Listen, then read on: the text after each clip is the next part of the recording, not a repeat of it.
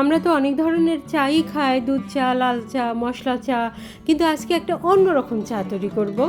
চাটা দেখেই বুঝতে পারছেন এটা একটা পাতার চা, হ্যাঁ, লেমন গ্রাস। এই চাটা তৈরি করব, তার জন্য আমি 2 কাপ পরিমাণ গরম ফোটানো পানি দিয়ে দিলাম চুলায়, যেন চাটা তাড়াতাড়ি তৈরি করা যায়। আর এই পানিটা আমি আরও কিছুক্ষণ ফুটিয়ে নেব, নিয়ে এর মধ্যে আমি এই যে এটাকে সুপ পাতাও বলে, আবার লেমন গ্রাস, এটা আমি কতগুলো পাতা ছোট ছোট করে কেটে এই গরম ফুটন্ত পানির মধ্যে দিয়ে দেব। কিছুক্ষণ আমি ফুটিয়ে নিব। কিছুক্ষণ ফোটার পরে একটা হালকা সবুজ কালার হয়ে আসবে পানিটার মধ্যে। আর এটাও কিন্তু চা হিসাবে খাওয়া যায়।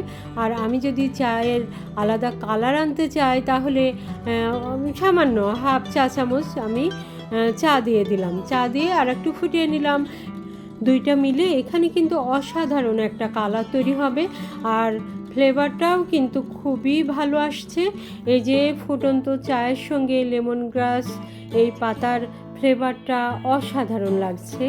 এটা কিন্তু পুষ্টিতে ভরপুর এবং খেতেও ভালো লাগে। আমার চা বানানো হয়ে গেল, এখন ছাঁকনিতে ছেঁকে নেব। কালারটা কিন্তু কি অসাধারণ এসেছে। এর মধ্যে পরিবেশনের জন্য কয়েকটা লেমন পাতা দিয়ে দিলাম। আর আমার মতো এভাবে চা বানিয়ে খেতে কে কে পছন্দ করেন কমেন্টস করে অবশ্যই জানাবেন।